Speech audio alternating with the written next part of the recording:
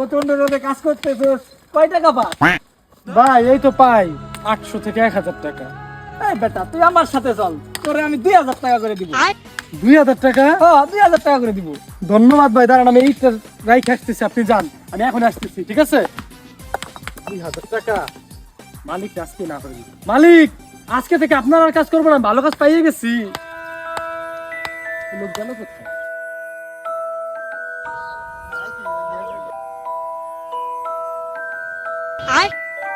মালিক কাজটা যখন ও করবে না, কাজটা আমি করি মালিক। আচ্ছা ঠিক আছে, যাও।